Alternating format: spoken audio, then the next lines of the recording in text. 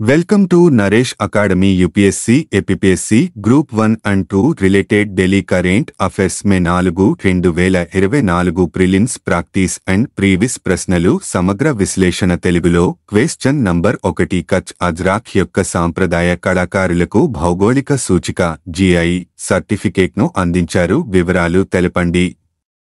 సందర్భం ఇటీవల controller general of patents, designs మరియు ట్రేడ్మార్క్లు CGPEM గుజరాత్లోని కచ్ యొక్క శక్తివంతమైన ప్రాంతం నుండి వచ్చిన కచ్ అజ్రాక్ యొక్క సాంప్రదాయ కళాకారులకు భౌగోళిక సూచిక GI సర్టిఫికేట్ను అందించారు. కచ్ అజ్రక్ గురించి. అజ్రక్ ఒక వస్త్ర క్రాఫ్ట్.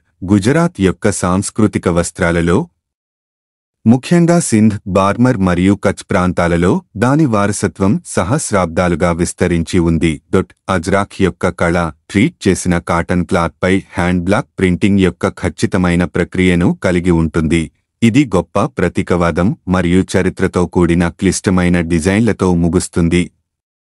అజ్రాక్ నామకరణం అజ్రాక్ నుండి ఉద్భవించింది, అంటే నీలిమందు, నీలిరంగు ప్రభావాన్ని సాధించడానికి శక్తివంతమైన రంగుగా ఉపయోగించే ఒక ప్రసిద్ధ పదార్థం.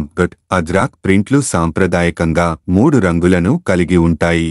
నీలం రంగు ఆకాశాన్ని సూచిస్తుంది, ఎరుపు రంగు భూమిని మరియు అగ్నిని సూచిస్తుంది, మరియు తెలుపు రంగు నక్షత్రాలను సూచిస్తుంది.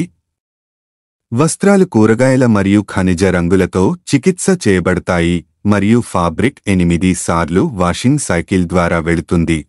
ఈ క్రాఫ్ట్ 400 సంవత్సరాల క్రితం సింధ్ ముస్లింలచే ఈ ప్రాంతానికి పరిచయం చేయబడింది. రబారీలు, మల్ధారీలు మరియు అహిర్లు వంటి సంచార పశుపోషకులు మరియు వ్యవసాయ వర్గాలు అజ్రాక్ ముద్రించిన వస్త్రాన్ని తలపాగాలుగా, లుంగీలుగా లేదా స్టోల్స్గా ధరిస్తారు. క్వశ్చన్ నంబర్ 2 అంటారస్ అంటే ఏమిటి? సందర్భం బెంగళూరుకు చెందిన Indian institute of astrophysics IA ప్రకాశవంతమైన ఎరుపు నక్షత్రమైన అంటారస్ ముందు చంద్రుడు ప్రయాణిస్తున్న దృశ్యాన్ని చిత్రీకరించింది. అంటారస్ గురించి. ఆల్ఫా స్కార్పీ అని కూడా పిలువబడే అంటారస్ స్కార్పియస్ రాశిలోని ఆల్ఫా లేదా ప్రకాశవంతమైన నక్షత్రం మరియు మొత్తం రాత్రి ఆకాశంలో 15వ ప్రకాశవంతమైన నక్షత్రం. ఇది భారీ ఎర్రటి సూపర్ జెయింట్ నక్షత్రం. ఇది మన సూర్యుడి కంటే 10,000 రెట్లు ఎక్కువ ప్రకాశవంతంగా ఉంటుంది. ఇది తెలిసిన అతిపెద్ద నక్షత్రాలలో ఒకటి. ఇది సూర్యుని వ్యాసం కంటే 700 రెట్లు ఎక్కువ. సౌర వ్యవస్థ దానిపై కేంద్రీకృతమై ఉంటే అంగారకుడి కక్ష్యను చుట్టుముట్టేంత పెద్దది. దాని పరిమాణం ఉన్నప్పటికీ అంటారస్ యొక్క మొత్తం సాంద్రత సూర్యుని కంటే 1 మిలియన్ వంతు కంటే తక్కువ. నక్షత్రాలు వెళ్లే కొద్దీ అంటారస్ కూడా చాలా చల్లగా ఉంటుంది. దీని ఉపరితల ఉష్ణోగ్రత దాదాపు 600 డిగ్రీల F 3400 డిగ్రీల C ఉంటుంది. ఇది మన సూర్యుని ఉపరితల ఉష్ణోగ్రత 10,000 డిగ్రీల F 5,500 డిగ్రీల C కి భిన్నంగా ఉంటుంది. నక్షత్రం యొక్క తక్కువ ఉష్ణోగ్రత దాని రడ్డీ రంగుకు కారణం. రెడ్ సూపర్ జెయింట్ స్టార్ అంటే ఏమిటి? అవి చాలా పెద్ద నక్షత్రాలు. అవి వారి నక్షత్ర జీవితంలోని తరువాతి దశలను చేరుకుంటున్నాయి. వాటి వ్యాసార్థం సూర్యుని కంటే అనేక వందల నుండి 1,500 రెట్లు ఎక్కువ. అవి పెద్ద పరిమాణంలో ఉన్నప్పటికీ ఎరుపు రంగు ఈ రకమైన నక్షత్రాలు సాపేక్షంగా తక్కువ ఉపరితల ఉష్ణోగ్రతను కలిగి ఉన్నాయని సూచిస్తుంది. అవి అత్యంత ప్రకాశవంతంగా ఉంటాయి. చాలా ఎరుపు సూపర్ జెయింట్లు వేరియబుల్ నక్షత్రాలు. దీని అర్థం వాటి ప్రకాశం యొక్క డిగ్రీ భూమిపై కనిపించే విధంగా మారుతుంది మరియు హెచ్చుతగ్గులకు గురవుతుంది. అలాగే ఈ నక్షత్రాలు చురుకుగా ద్రవ్యరాశిని కోల్పోతున్నాయి. నిహారికలు పదార్థాన్ని బయటకు పంపుతున్నప్పుడు వాటి చుట్టూ కనిపించాయి. క్వశ్చన్ నంబర్ 3 ఇస్రో యొక్క స్పేస్ అప్లికేషన్స్ సెంటర్ SAC గురించి తెలపండి. సందర్భం స్పేస్ అప్లికేషన్స్ సెంటర్ శాస్త్రవేత్తలు జరిపిన ఒక అధ్యయనంలో ఉత్తర ధ్రువ ప్రాంతంలో నీటి మంచు పరిమాణం చంద్రుని యొక్క దక్షిణ ధ్రువ ప్రాంతంలో కంటే 2 ఉందని సూచిస్తుంది. స్పేస్ అప్లికేషన్స్ సెంటర్ SAC గురించి. ఇది Indian space research organisation ISRO యొక్క ప్రధాన పరిశోధన మరియు అభివృద్ధి కేంద్రం. గుజరాత్లోని అహ్మదాబాద్లో ఉన్న సాక్ బహుళ క్రమశిక్షణా కార్యకలాపాలతో 2 క్యాంపస్లలో విస్తరించి ఉంది. ఆదికాండము అహ్మదాబాద్లో దివంగత విక్రమ్ సారాభాయ్ ప్రయోగాత్మక satellite communication earth station ESCS స్థాపనతో ఈ కేంద్రం యొక్క ఆవిర్భావం 1966 నాటిది. తర్వాత 1972లో అంతరిక్ష సాంకేతిక పరిజ్ఞానానికి సంబంధించిన పరిశోధనలను కొనసాగిస్తున్న అహ్మదాబాద్లోని ఇస్రోలోని వివిధ యూనిట్లు సాక్గా ఏర్పరచబడ్డాయి. కేంద్రం యొక్క ప్రధాన యోగ్యత అంతరిక్ష మరియు వాయుమార్గాన సాధనాలు, పేలోడ్ల అభివృద్ధి మరియు జాతీయ అభివృద్ధి మరియు సామాజిక ప్రయోజనాల కోసం వాటి అప్లికేషన్లలో ఉంది. ఈ అప్లికేషన్లు విభిన్న ప్రాంతాలలో ఉన్నాయి మరియు ప్రధానంగా దేశంలోని కమ్యూనికేషన్, నావిగేషన్ మరియు రిమోట్ సెన్సింగ్ అవసరాలను తీరుస్తాయి. వీటితో పాటు చంద్రయాన్, మార్స్ ఆర్బిటర్ మిషన్ మొదలైన ఇస్రో యొక్క శాస్త్రీయ మరియు గ్రహ కార్యకలాపాలకు కూడా కేంద్రం గణనీయంగా దోహదపడుతుంది. ఈ centre for Indian national satellite INSAT మరియు జియో సింక్రోనస్ శాటిలైట్ జిసాట్ సిరీస్లో అభివృద్ధి చేయబడిన కమ్యూనికేషన్ ట్రాన్స్పాండర్లను ప్రభుత్వం మరియు ప్రైవేట్ సెక్టార్లు సత్, DTH, ఇంటర్నెట్, బ్రాడ్కాస్టింగ్, టెలిఫోన్లు మొదలైన వాటి కోసం ఉపయోగిస్తున్నాయి. ఈ కేంద్రం ఉపగ్రహాల కోసం ఆప్టికల్ మరియు మైక్రోవేవ్ సెన్సార్లు, సిగ్నల్ మరియు image processing software GIS software మరియు ఇస్రో యొక్క ఎర్త్ అబ్జర్వేషన్ EO ప్రోగ్రాం కోసం అనేక అప్లికేషన్లను కూడా డిజైన్ చేస్తుంది మరియు అభివృద్ధి చేస్తుంది. ఈ అప్లికేషన్లు భౌగోళిక శాస్త్రాలు, వ్యవసాయం, పర్యావరణం మరియు వాతావరణ మార్పు, భౌతిక సముద్రశాస్త్రం, బయోలాజికల్ ఓషనోగ్రఫీ, వాతావరణం, క్రయోస్పియర్, హైడ్రోస్పియర్ మొదలైన విభిన్న రంగాలలో ఉన్నాయి. Question number 4 what is adsorption? అధిశోషణం అంటే ఏమిటి? సందర్భం అసలు రేడియోధార్మిక కలుషితమైన నేల నుండి సేకరించిన యురేనియం వ్యర్థ జలాలను సమర్థవంతంగా తొలగించడానికి శాస్త్రవేత్తలు నానోమెటీరియల్ ఆధారిత శోషణ ప్రక్రియపై పరిశోధనలు నిర్వహించారు. అధిశోషణం గురించి ఇది ఒక పదార్థం యొక్క ఉపరితలంపై వాయువు, ద్రవం లేదా కరిగిన ఘనపదార్థాల నుండి అణువులు, అయాన్లు లేదా అణువుల సంశ్లేషణను సూచిస్తుంది. ఇది ఒక ఉపరితల దృగ్విషయంగా పరిగణించబడుతుంది. ఇది యాడ్సోర్బెంట్ యొక్క ఉపరితలంపై యాడ్సోర్బేట్ యొక్క చలనచిత్రాన్ని సృష్టిస్తుంది.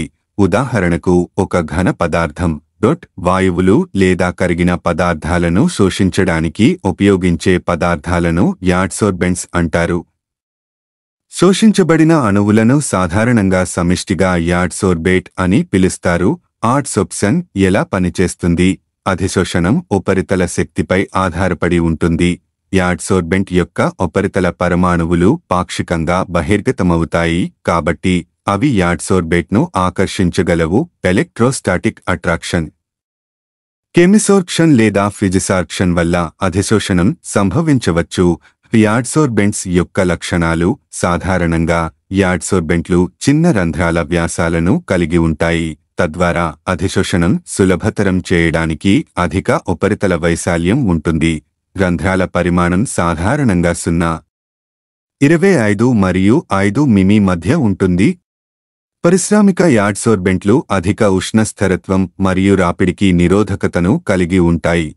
అప్లికేషన్ ఆధారంగా ఉపరితలం హైడ్రోఫోబిక్ లేదా హైడ్రోఫిలిక్ కావచ్చు. యాడ్సోర్బెంట్లు రాడ్లు, గుళికలు మరియు అచ్చు ఆకారాలతో సహా అనేక ఆకారాలలో వస్తాయి. Silica gel, alumina, activated carbon లేదా చార్కోల్, జియోలైట్స్, రిఫ్రిజెరాంట్లతో ఉపయోగించే శోషణ శీతలీకరణలు, ప్రోటీన్లను శోషించే బయోమెటీరియల్స్ మొదలైనవి యాడ్సోర్బెంట్లకు ఉదాహరణలు. అధిశోషణం అనేది శోషణ నుండి భిన్నమైన ప్రక్రియ. దీనిలో ఒక పదార్థం ద్రవంగా లేదా ఘన రూపంలోకి వ్యాపించి ద్రావణాన్ని ఏర్పరుస్తుంది. క్వెశ్చన్ నంబర్ 5 హిందూ వివాహ చట్టం 1955 ఇజమే చట్టం గురించి తెలపండి. సందర్భం హిందూ వివాహ చట్టం ప్రకారం సరైన వేడుక లేకుండా కేవలం వివాహాన్ని నమోదు చేసుకోవడం చెల్లదని సుప్రీంకోర్టు ఇటీవల పేర్కొంది. హిందూ వివాహ చట్టం 1955 ఇజమే చట్టం గురించి ఇది హిందూ వివాహానికి సంబంధించిన వేడుకలు మరియు రిజిస్ట్రేషన్ కోసం మాత్రమే కాకుండా విడాకులకు సంబంధించిన నిబంధనలను కూడా నిర్దేశిస్తుంది. విశిష్ట లక్షణాలు: హిందువు పుట్టుకతో లేదా మార్పిడి ద్వారా ఇజ్మే చట్టం యొక్క అంశం. ఇజ్మే చట్టం ప్రకారం హిందువు యొక్క నిర్వచనంలో బౌద్ధ, జైన మరియు సిక్కులు కూడా ఉన్నాయి.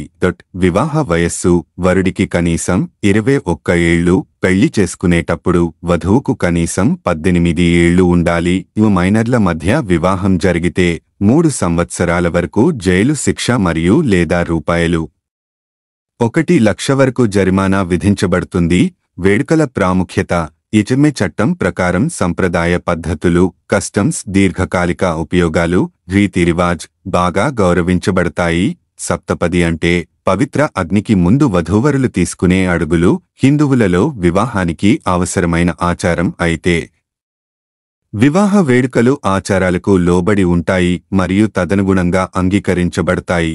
ద్విభార్యత్వాన్ని నిషేధించడం: ఇది ద్విభార్యత్వం, బహుభార్యత్వం లేదా బహుభార్యత్వం అంటే బహుళ వివాహాల యొక్క ఆచార సంప్రదాయానికి కూడా ముగింపు పలికింది.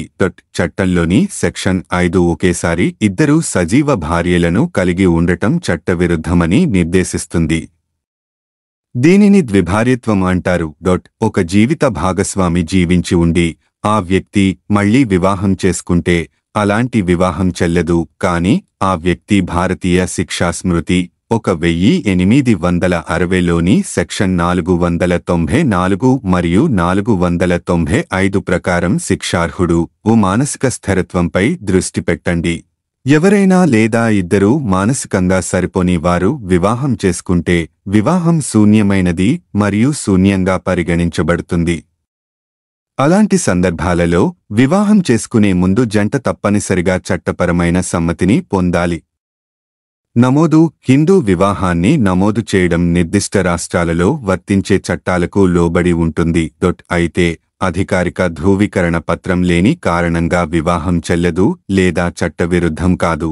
విడాకులు: పరస్పర అంగీకారంతో విడాకులను కూడా చట్టం అనుమతిస్తుంది.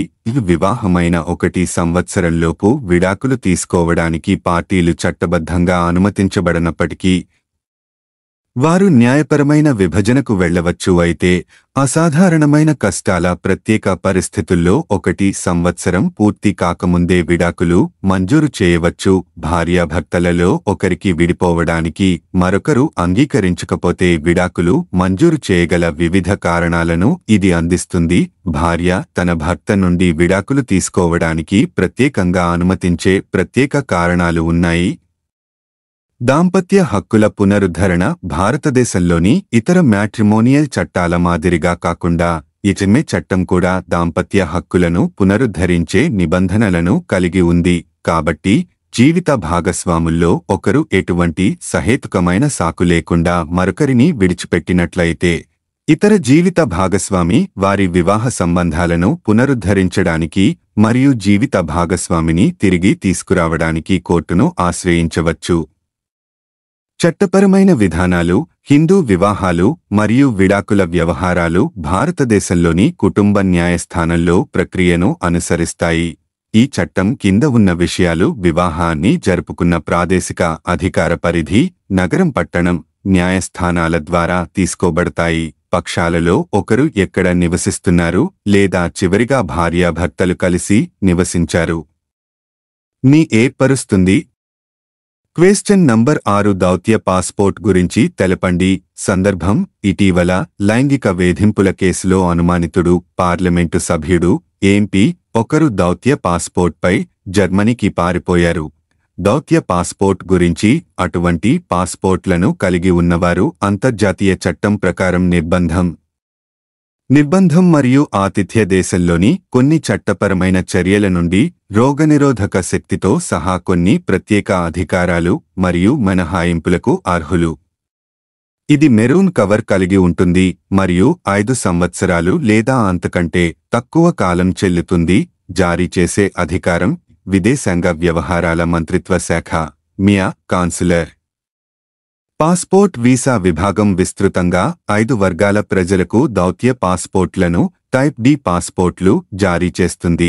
దౌత్య హోదా కలిగిన వారు, ప్రభుత్వం నియమించిన వ్యక్తులు, అధికారిక వ్యాపారం కోసం విదేశాలకు వెళ్లడం, ఇండియన్ ఫారిన్ సర్వీస్ ఇఫ్స్ యొక్క A మరియు B శాఖల క్రింద పనిచేసే అధికారులు, సాధారణంగా జాయింట్ సెక్రటరీ మరియు అంతకంటే ఎక్కువ హోదాలో ఉంటారు, మరియు ఇఫ్స్ మరియు లో ఉద్యోగం చేస్తున్న అధికారుల బంధువులు మరియు తక్షణ కుటుంబం. ప్రభుత్వం తరపున అధికారిక ప్రయాణాన్ని చేపట్టడానికి అధికారం ఉన్న వ్యక్తులను ఎంపిక చేసుకోండి.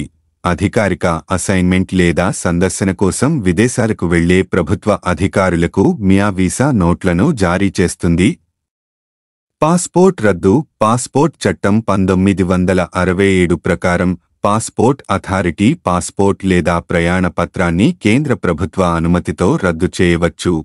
పాస్పోర్ట్ హోల్డర్ లేదా ప్రయాణ పత్రం తప్పుడు ఆధీనంలో ఉందని అధికారం విశ్వసిస్తే పాస్పోర్ట్ అథారిటీ పాస్పోర్ట్ను స్వాధీనం చేసుకోవచ్చు లేదా రద్దు చేయవచ్చు.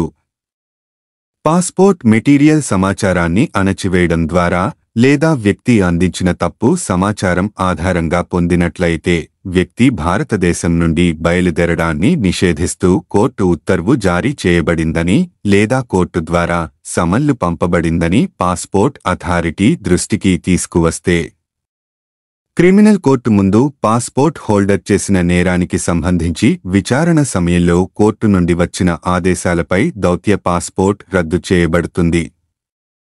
Question number 7. ఎలక్ట్రోలైజర్స్ అంటే ఏమిటి? సందర్భం: స్వదేశీ విద్యుత్ విశ్లేషణ తయారీ అవస్థాపనలో పెట్టుబడులు పెట్టడం వల్ల గ్రీన్ హైడ్రోజన్ ధర తగ్గుతుంది మరియు భారతదేశం యొక్క పోటీతత్వాన్ని పెంచుతుంది. ఎలక్ట్రోలైజర్స్ గురించి: ఇది ఒక రసాయన ప్రక్రియ, విద్యుత్ విశ్లేషణ ద్వారా హైడ్రోజన్ను ఉత్పత్తి చేసే ఉపకరణం. ఇది విద్యుత్తును ఉపయోగించడం ద్వారా నీటి అణువులను హైడ్రోజన్ మరియు ఆక్సిజన్ అణువులుగా విభజించగలదు. పనిచేస్తోంది. ఇది అధిక వోల్టేజ్ మరియు కరెంట్ వర్తించే పొరతో వేరు చేయబడిన వాహక ఎలక్ట్రోడ్ స్టాక్ను కలిగి ఉంటుంది. ఇది నీటిలో విద్యుత్ ప్రవాహానికి కారణమవుతుంది. ఇది దాని భాగాలుగా విచ్ఛిన్నం చేస్తుంది. ఆ హైడ్రోజన్ మరియు ఆక్సిజన్ సమాంతరంగా ఉత్పత్తి చేయబడిన ఆక్సిజన్ వాతావరణంలోకి విడుదల చేయబడుతుంది లేదా కొన్ని సందర్భాల్లో వైద్య లేదా పారిశ్రామిక వాయువుగా తర్వాత ఉపయోగం కోసం నిల్వ చేయబడుతుంది. హైడ్రోజన్ ఒక సంపీడన వాయువుగా నిల్వ చేయబడుతుంది లేదా పరిశ్రమలో లేదా హైడ్రోజన్ ఇంధన కణాలలో ఉపయోగించడం కోసం ద్రవీకరించబడుతుంది. ఇది రైళ్లు, నౌకలు మరియు విమానాల వంటి రవాణా వాహనాలకు శక్తినిస్తుంది. ఎలక్ట్రోలైజర్స్ రకాలు: ఆల్కలీన్ ఎలక్ట్రోలైజర్స్. ఆల్కలీన్ ఎలక్ట్రోలిసిస్ అనేది పరిపక్వ మరియు వాణిజ్యపరంగా అందుబాటులో ఉన్న సాంకేతికత. ఇది ప్రధానంగా ఎరువులు మరియు క్లోరిన్ పరిశ్రమల ద్వారా ఉపయోగించబడుతుంది. ఇది ప్రస్తుతం ప్రపంచ ఎలక్ట్రోలైజర్ సామర్థ్యంలో దాదాపు 3/2 వాటాను కలిగి ఉంది. ఇది మందపాటి పొరలు మరియు నికెల్ ఆధారిత ఎలక్ట్రోడ్లను ఉపయోగిస్తుంది. ప్రోటాన్ ఎక్స్చేంజ్ మెంబ్రేన్ (PM) విద్యుత్ విశ్లేషణలు సన్నని పెర్ఫ్లోరోసల్ఫోనిక్ యాసిడ్ (ఫసా) పొరలను ఉపయోగించడం వల్ల అవి అధిక పీడనంతో పనిచేస్తాయి. అయినప్పటికీ ఫసా ఆమ్ల వాతావరణం, బంగారం మరియు టైటానియం పూతతో కూడిన ఎలక్ట్రోడ్లు మరియు ప్లాటినం, ఇరిడియం మరియు రుథేనియం వంటి లోహాలను ఉత్ప్రేరకాలుగా ఉపయోగించడం అవసరం. అధిక స్వచ్ఛత కలిగిన హైడ్రోజన్ను ఉత్పత్తి చేయడం మరియు చల్లబరచడం సులభం కనుక అవి అత్యంత ప్రాచుర్యం పొందాయి. ఘన ఆక్సైడ్ విద్యుత్ విశ్లేషణ కణం (సోయక్) విద్యుత్ విశ్లేషణలు అవి ఆవిరి నుండి హైడ్రోజన్ను తయారు చేయడానికి వేడిని ఉపయోగించుకుంటాయి మరియు ఉష్ణ మూలం అందుబాటులో ఉన్న చోట అణు లేదా పారిశ్రామిక సౌకర్యాలు ఉత్తమంగా ఉంది. Question number 8. 5 ice intelligence sharing network అంటే ఏమిటి? సందర్భం: ఇటీవల 5 ఐస్ ఇంటెలిజెన్స్ షేరింగ్ నెట్వర్క్లో భాగమైన 3 ఖండాలలోని 4 దేశాలు గూఢచర్య కార్యకలాపాలను నడుపుతున్నాయని ఆరోపించాయి. 5 ఐస్ ఇంటెలిజెన్స్ షేరింగ్ నెట్వర్క్ గురించి: ఇది Australia, Canada, New Zealand, United Kingdom మరియు యునైటెడ్ స్టేట్స్ అనే 5 ఇంగ్లీష్ మాట్లాడే దేశాలకు చెందిన 20కి పైగా వివిధ ఏజెన్సీల ద్వారా భాగస్వామ్యం చేయబడిన బహుపాక్షిక మేధస్సు భాగస్వామ్య నెట్వర్క్. ఇది నిఘా ఆధారిత మరియు సిగ్నల్స్ ఇంటెలిజెన్స్ సిజింట్ 2. దీని ఆవిర్భావం యుద్ధానంతర 1946 యుకుసా ఒప్పందంలో ఉంది. ఇది సిగ్నల్స్ ఇంటెలిజెన్స్ సిజింట్ భాగస్వామ్యం కోసం ఒక సహకార ఏర్పాటుగా ఉద్దేశించబడింది. సభ్య దేశాల మధ్య పంచుకున్న ఇంటెలిజెన్స్ పత్రాలు సీక్రెట్ కాన్ ఎన్జెడ్ యూకే అస్ కళ్లు మాత్రమేగా వర్గీకరించబడ్డాయి. దీని వలన సమూహానికి 5 ఐస్ అనే పేరు వచ్చింది. దీని పరిధి 6 రంగాలలో ఇంటెలిజెన్స్ ఉత్పత్తుల యొక్క అపరిమిత మార్పిడికి సంబంధించిన కమ్యూనికేషన్ ఇంటెలిజెన్స్ విషయాలకు మాత్రమే పరిమితం చేయబడింది. ట్రాఫిక్ సేకరణ, కమ్యూనికేషన్ పత్రాలు మరియు సామగ్రి కొనుగోలు, ట్రాఫిక్ విశ్లేషణ, గూఢ లిపి విశ్లేషణ, డిక్రిప్షన్ మరియు అనువాదం, మరియు కమ్యూనికేషన్ సంస్థలు, అభ్యాసాలు, విధానాలు మరియు పరికరాలకు సంబంధించిన సమాచారాన్ని పొందడం. ఈ ఏర్పాటు తరువాత సెకండ్ పార్టీ దేశాలకు విస్తరించబడింది. కెనడా 1948లో చేరింది. ఆస్ట్రేలియా మరియు న్యూజిలాండ్ 1956లో కూటమిలో భాగమయ్యాయి. క్వెశ్చన్ నంబర్ 9 జనాభా మరియు అభివృద్ధిపై కమిషన్ గురించి తెలపండి. సందర్భం: ఐక్యరాజ్యసమితికి భారతదేశ శాశ్వత మిషన్ మరియు పంచాయతీ రాజ్ మంత్రిత్వ శాఖ, ఐక్యరాజ్యసమితి జనాభా నిధి సహకారంతో కమిషన్ యొక్క 57వ సెషన్ సందర్భంగా ఎస్డిజలను స్థానికీకరించడం, భారతదేశంలో స్థానిక పాలనలో మహిళలు దారి చూపడం, జనాభా మరియు అభివృద్ధిపై సిపిఏ 7 అనే పేరుతో ఈవెంట్ను నిర్వహిస్తోంది. జనాభా మరియు అభివృద్ధిపై కమిషన్ గురించి ఇది 1946లో ఎకనామిక్ అండ్ సోషల్ కౌన్సిల్ ఎకోసోక్ చే స్థాపించబడింది. ఇది 1994లో జనరల్ అసెంబ్లీ ద్వారా జనాభా మరియు అభివృద్ధిపై కమిషన్గా పేరు మార్చబడింది. ఇది 47 సభ్య దేశాలతో కూడి ఉంది. కాల వ్యవధి: సభ్య దేశాలు భౌగోళిక పంపిణీ ఆధారంగా 4 సంవత్సరాల కాలానికి ఆర్థిక మరియు సామాజిక మండలిచే ఎన్నుకోబడతాయి. ఇది జాతీయ, ప్రాంతీయ మరియు అంతర్జాతీయ స్థాయిలలో కార్యక్రమ అమలుకు అనుసరణలో ప్రాథమిక పాత్ర పోషించే 3 అంతర్ప్రభుత్వ యంత్రాంగంగా ఏర్పాటు చేయబడింది మరియు కౌన్సిల్కు సలహా ఇస్తుంది. కమిషన్ సమావేశాలు సాధారణంగా 1994 వరకు ప్రతి 2 లేదా 3 సంవత్సరాలకు ఒకసారి నిర్వహించబడ్డాయి. తర్వాత ఇది సంవత్సరానికి ఒకసారి నిర్వహించబడుతుంది. ఐక్యరాజ్యసమితి జనాభా నిధి అంటే ఏమిటి? ఇది జనాభా మరియు లైంగిక మరియు పునరుత్పత్తి ఆరోగ్య ప్రాంతాల్లో ప్రాజెక్టులు మరియు కార్యక్రమాల అమలుకు మద్దతుగా 1968లో సృష్టించబడిన అంతర్జాతీయ అభివృద్ధి సంస్థ. 1987లో ఇది అధికారికంగా యునైటెడ్ నేషన్స్ పాపులేషన్ ఫండ్గా పేరు మార్చబడింది. అయితే అసలు సంక్షిప్తమైన UNFPA, United Nations Fund for Population Activities, అలాగే ఉంచబడింది. ప్రాథమిక గణాంకాల సేకరణకు ఇది నేరుగా బాధ్యత వహించదు. జనాభా గణనలు మరియు నేపథ్య సర్వేలు మొదలైన దేశాలలో గణాంక కార్యకలాపాలకు సాంకేతిక మరియు ఆర్థిక మద్దతులో ఇది ముఖ్యమైన పాత్ర పోషిస్తుంది. ప్రధాన కార్యాలయం న్యూయార్క్. క్వెశ్చన్ నంబర్ 10 బాటిలిప్స్ చంద్రాయణి గురించి తెలపండి. సందర్భం: తమిళనాడులోని ఆగ్నేయ తీరం నుండి కనుగొనబడిన కొత్త జాతుల సముద్రపు టార్డిగ్రేడ్కు చంద్రయాన్ తర్వాత బటిలిప్స్ చంద్రాయణి అని పేరు పెట్టారు. తమిళనాడులోని మండపం వద్ద సముద్ర తీరాల మధ్య ఉన్న అవక్షేపాలలో ఇది కనుగొనబడింది. లక్షణాలు: ఇది ఇతర టార్డిగ్రేడ్ల పరిమాణంలో సమానంగా ఉంటుంది. ఇది పొడవు 0.15 మిల్లీమీటర్లు మరియు వెడల్పు 0.04 మిల్లీమీటర్ల వరకు పెరుగుతుంది. ఇది ట్రాపెజాయిడాకారపు తల మరియు పదునైన చిట్కా ఇంద్రియ వెన్నెముకలతో 4 జతల కాళ్లను కలిగి ఉంటుంది. స్వరూపం మరియు పరిమాణం పరంగా 2 లింగాలు సమానంగా ఉంటాయి. ఇది బాటిలిప్స్ జాతికి చెందిన 39వ జాతి. టార్డిగ్రేడ్లు అంటే ఏమిటి? ఇవి సాధారణంగా నీటి ఎలుగుబంట్లు అని పిలువబడే సూక్ష్మ అద్భుతాలు మెరైన్ టార్డిగ్రేడ్లు అన్ని తెలిసిన టార్డిగ్రేడ్ జాతులలో 17% ఉన్నాయి. ఇవి అన్ని మహాసముద్రాలలో కూడా కనిపిస్తాయి. వారి చిన్న శరీరాకృతులు ఉన్నప్పటికీ ఈ సూక్ష్మ మెటాజోవాన్లు చాలా కష్టతరమైన జంతువులలో సులభంగా ర్యాంక్ను కలిగి ఉంటాయి, సామూహిక విలుప్తాలను భరిస్తాయి మరియు వాటి మనుగడ నైపుణ్యాల కోసం ఎక్కువగా పరిగణించబడతాయి. Thank you for watching this video. Please like, share, comment చేయండి. అలాగే subscribe my YouTube channel name @Naresh Academy 5509.